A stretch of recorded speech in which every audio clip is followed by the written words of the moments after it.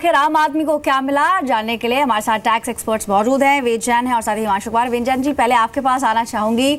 बहुत सारी एक्सपेक्टेशन थी, बहुत सारी वॉइसेस थी कि स्लैब्स में बदलाव हो जाएगा, जो टैक्स छूट है 2.5 लाख से बढ़कर 4 लाख हो जाएगी। लेकिन अच्छी तरह हमें याद है कि आपने बजट से पहले भी कहा था कि कुछ बिग बैंग नहीं होने वाला है और शायद कुछ टैक्स रिबेट में बदलाव हो सकता है। टैक्स रिबेट को हाफ कर दिया गया है, जो टैक्स रेट है उसे भी 10% से 5% पर लाया गया है। आम आदमी के लिए क्या है इसमें? देखिए, आम आदमी के लिए तो यही छूट बहुत है। देखिए, 125 करोड़ की देश की जनता में 4 करोड़ टैक्स पेयर हैं और जैसे वित्त मंत्री जी ने कहा कि वो 4 करोड़ में से भी एक बहुत बड़ी संख्या ऐसी है जो 5 लाख से कम की इनकम दिखाती है और उन 5 लाख से कम वाले इनकम वालों को लिए वित्त मंत्री जी ने टैक्स रेट 50% कर दिया है, 10% की जगह 5% कर दिया है। तो आप ये समझ लिए कि आम आदमी के लिए क्या है। तो ये बहुत बड़ी चीज़ है कि अगर आप 4 करोड़ में से 2 करोड़ टैक्स पेयर और 2 करोड़ 10 लाख जो टैक्स पेयर हैं उनके लिए आप आधा टैक्स रेट कर देंगे तो वो उनके लिए रिलीफ है कि आधा टैक्स लग गया है उनका। लेकिन इसका जो फ़ायदा है ये सभी टैक्स पेयर को है।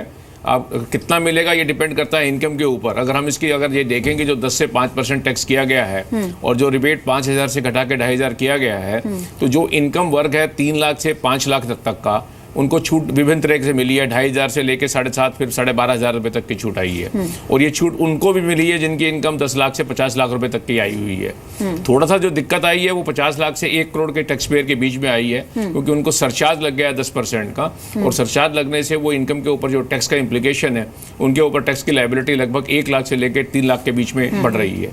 लेकिन फिर जो 1 करोड़ से ऊपर वाले टैक्स पेयर हैं उनको फिर वो 12,500 का बेनिफिट आ रहा है क्योंकि वो उनके ऑलरेडी 15% सरचार्ज लगता था और अब नई स्कीम में भी 15% लगेगा। तो उनके लिए राहत 12,500 की अभी बनी रहेगी। तो ये रिलीफ है। तो लेकिन जैसे कहा कि जो बजट है वो एक बैलेंसिंग एक्सरसाइज होता है कि कितना खर्चा है और कितनी इनकम है। तो सरकार जो एक छूट देती है साथ के साथ सरकार कोई ना कोई नया टैक्स लगाती है। जैसे अभी आप देख रहे थे टीवी में जो हमारे रेवेन्यू सेक्रेटरी ने कहा कि भाई एक आपने ये रिबेट ली तो साथ के साथ सरकार ने 50 लाख से लेकर 1 करोड़ वाले के ऊपर टैक्स लगाया। एक टैक्स सरकार ने और लगाया है जो आम आदमी को भी शायद हिट कर सकता है, वो है डिविडेंड के ऊपर टैक्स।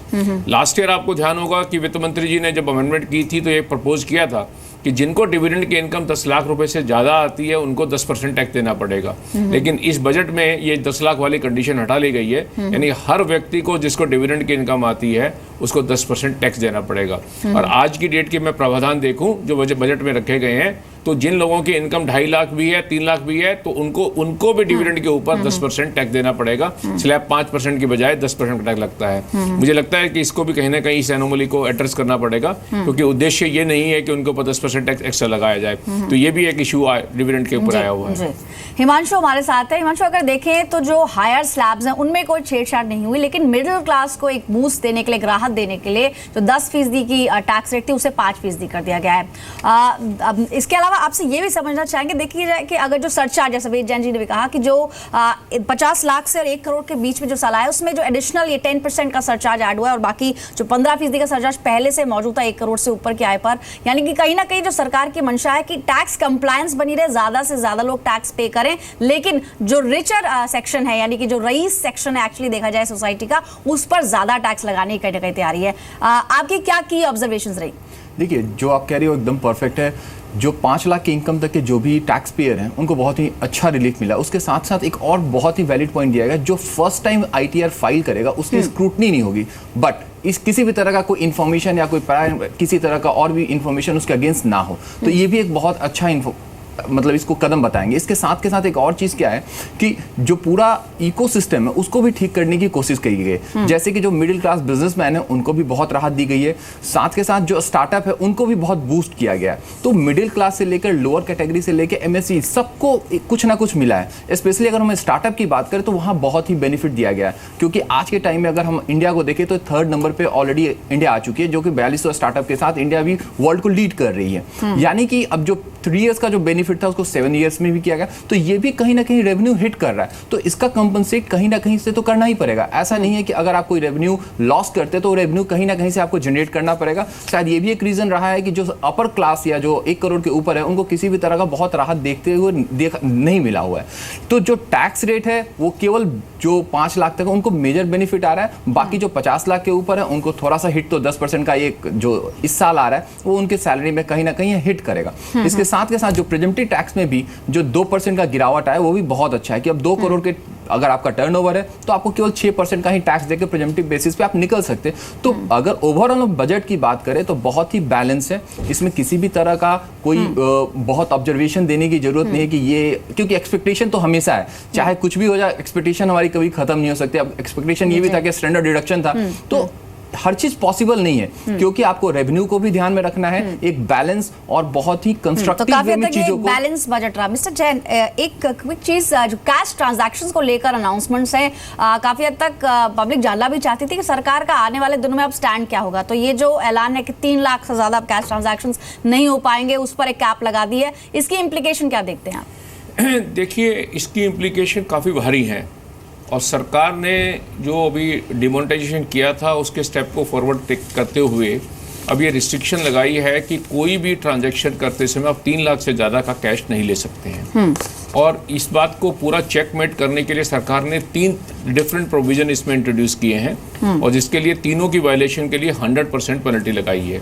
पहला तो ये कहा गया है कि आप किसी भी आदमी से एक दिन में 3 से ज़्यादा लाख का कैश नहीं ले सकते। तो इसको एक, यानी कोई भी व्यक्ति है उससे अगर आप पर डे में 3 लाख रुपए से ज़्यादा का कैश नहीं ले पाएंगे। अब सरकार को चिंता थी कि कोई ट्रांजैक्शन को बाइफरकेट नहीं कर दे कि 2 लाख एक पहले दिन ले ले उस आदमी से या 2 लाख अगले दिन ले ले। तो सरकार ने एक कंडीशन और लगाई है कि एक ट्रांजैक्शन के बारे में आप 3 लाख से ज़्यादा कैश नहीं ले पाएंगे थ्रू द ईयर। तो आपका हो सकता है कि एक बिल आपका है, कोई किसी को 6 लाख लेने, तो आप टुकड़े करके 2-2 लाख ले लें, तो क्योंकि वो ट्रांजैक्शन 6 लाख की एक है तो उसको नहीं ले सकेंगे। तीसरा, सरकार ने कहा कि आप कोई इवेंट है, कोई और ऑर्गेनाइजेशन है, कोई एंटिटी है, किसी के लिए कोई आपने फंक्शन किया, ट्रांजैक्शन की है, उसकी भी पेमेंट आप एक आदमी से 3 लाख से ज़्यादा नहीं ले सकते हैं। जैसे आपने कोई प्रोग्राम ऑर्गेनाइज किया, डिफरेंट कंट्रीब्यूटर हैं, तो आप वो ले सकते हैं उससे पेमेंट। हो सकता है 2-2 लाख करके बहुत सारे लोग लें, वो तो जस्टिफाइड हो जाएगी। लेकिन अगर आप सेम व्यक्ति से आप 3 लाख से ज़्यादा की पेमेंट नहीं ले सकते। तो इसका जो इम्प्लीकेशन ये है कि सोसाइटी में जो कैश की ट्रांजेक्शन है वो हर तरह से रुक जाएगी कैश के ऊपर 3 लाख से। एक और SIT का प्रपोजल था कि आप ओवरऑल 15 लाख से ज़्यादा कैश किसी के पास नहीं होना चाहिए। सरकार ने उसको नहीं माना और वो राइटली नहीं माना है, क्योंकि जो लोग बहुत कैश सेल करते हैं, कंज्यूमर की सेल होती है, उनके यहाँ ज्वेलर्स हैं, होटलियर्स हैं, रेस्टोरेंट चलाने वाले हैं, उनके यहाँ सेल होती है, तो उनके स्वाभाविक है कि कैश ज़्यादा होता है। लेकिन कैश ट्रांजैक्शन पे बैन लगाने से सरकार का उद्देश्य मुझे लगता है अचीव हो जाएगा। सरकार ने एक अच्छी चीज़ और की है कि जो काफ़ी दिनों से चर्चा चल रही थी कि इसको कैश विड्रॉल करने पे कोई टैक्स लगा दिया जाए, बैंकिंग कैश ट्रांजैक्शन टैक्स लगा दिया जाए। सरकार ने वो नहीं लगाया है और वो राइटली नहीं लगाया है, क्योंकि आप कैश को यूज ना करने के लिए एनकरेज करना चाहिए। अगर आप उसको पिनलाइज करने की कोशिश करेंगे तो फिर उसके ऊपर कॉम्प्लिकेशन बढ़ेगी। जब हम टैक्स रेट की बात कर रहे थे तो मैं थोड़ा सा एक सजेशन इसमें डिस्कस करना चाहेंगे कि जब आप टैक्स के ऊपर सरचार्ज लगाते हैं लोगों को तो सिस्टम कॉम्प्लिकेट होता है। अगर किसी व्यक्ति से टैक्स लेना है, उसकी इनकम पे लेना है, तो आप उसका टैक्स रेट बढ़ा देंगे तो सिस्टम ईजी हो जाएगा। अब आज की डेट में जो 50 लाख से इनकम पर 1 करोड़ के ऊपर आपने कहा कि जो 30% का टैक्स लगेगा, उसके ऊपर 10% का सरचार्ज लगेगा, उसके ऊपर फिर 2% का एजुकेशन सेस लगेगा, फिर 1% का हायर एजुकेशन सेस लगेगा। इससे सिस्टम कॉम्प्लिकेट हो गया है। आज की डेट में कंप्यूटराइजेशन हो गया है। आप इंटरनल मैकेनिज्म करके कुछ भी कैलकुलेशन कर लीजिए, लेकिन जिस व्यक्ति से टैक्स लेना है तो आप उसको स्पष्ट बताइए कि 50 लाख से ऊपर आपको 30 की जगह 34% देना है। आपको 1 करोड़ के बजाय ऊपर वाले को 34 की जगह 35% टैक्स देना है, वो ज़्यादा अच्छा होगा। और आप इंटरनल अपनी नोटिफिकेशन से, कैलकुलेशन से उसको स्प्लिट कर लें, क्योंकि उससे जो टैक्स पेयर है उसकी सिस्टम कॉम्प्लिकेट होता है। इनफैक्ट कैशलेस ट्रांजैक्शंस को बढ़ावा देने के लिए अनाउंसमेंट ये भी रही कि जब आप ऑनलाइन अब टिकट बुक करेंगे तो सर्विस चार्ज पूरी तरह से खत्म कर गया है, क्योंकि ये पहले टेम्पररी तौर पर अनाउंस हुआ था, लेकिन अब ये कंप्लीटली नहीं लेगा। यानी कि अब आप IRCTC से जब अपनी टिकट बुक करने जाएंगे तो आपको वो ऑफलाइन के मुकाबले सस्ती पड़ेगी। हिमांशु, इसके अलावा भी और कई इनिशिएटिव्स लिए गए हैं सरकार की तरफ से, जिससे आने वाले समय में हम पूरी तरह से कैशलेस सोसाइटी की तरफ शिफ्ट हो, कैशलेस ट्रांजैक्शंस की तरफ शिफ्ट हो। इस चीज़ को कैसे ऑब्जर्व करते हैं आप, और इसमें और क्या और चीज़ें हो सकती हैं आने वाले दिनों में? जैसे वेद जैन जी ने बताया कि जो ट्रांजैक्शन को रोके गए हैं उसका पर्पस और मोटिव यही था कि डिजिटल को और प्रमोट किया जाए। जैसे IRCTC में हो गया और जितनी भी तरह के जो प्रोसेस को इवॉल्व किया जा रहा है, उसे ट्रांजैक्शन को सिंप्लीफाई करने की कोशिश की जा रही है। अगर टैक्स रिबेट भी दिया गया है कम, इसका कहीं ना कहीं ऑब्जेक्टिव ये है कि लोगों को टैक्स दायरे में लाया जाए और सिस्टम से जोड़ा जाए। सिस्टम से जुड़ते ही क्या होगा कि आप कहीं ना कहीं अपनी चीज़ों को डिस्क्लोज करने लगते हैं और डिजिटल के थ्रू अगर कोई भी ट्रांजेक्शन होता है, वो चाहे बैंकिंग से हो या आपके टैक्स से हो, कहीं भी हो, तो आपकी इंफॉर्मेशन पास होने लगती है। तो सबसे इंपॉर्टेंट पॉइंट ये है कि जो भी पैन या किसी भी आधार के नंबर से अगर आप कोई भी डिजिटल ट्रांजेक्शन करने लगते हैं तो आपकी इंफॉर्मेशन गवर्नमेंट के पास आने लगती है। तो ये कहीं ना कहीं एक डिजिटल को प्रमोट करने के लिए होलिस्टिक अप्रोच भी है। तो ये बहुत ही इंपॉर्टेंट है कि आप इसको कैसे इनिशिएट करते हैं और कैसे। इसमें एक चीज़ और जो इन्होंने 5 लाख के नीचे एक पेज का ITR लेके आने की बात कर रहे हैं, इसका एक लॉजिक ये भी हो सकता है कि गवर्नमेंट चाह रही है कि ज़्यादा से ज़्यादा लोग इस दायरे में आए ताकि उनकी इंफॉर्मेशन भी गवर्नमेंट के पास आ सके, साथ के साथ उनको ट्रैक भी किया जा सकता है कि जो वो इन्फॉर्मेशन पास कर रहे हैं वो क्या वो सही है या नहीं है। तो ये बहुत इंपॉर्टेंट है और इसको एक पॉजिटिव थॉट की तरह से ये आगे ले जाने की कोशिश की जा रही है कि डिजिटल को और कैसे स्ट्रेंथ किया जाए और सिस्टम को और कैसे ट्रांसपेरेंस किया जाए। तो यंग इंडिया और डिजिटल इंडिया दोनों पर इस बार के बजट में फोकस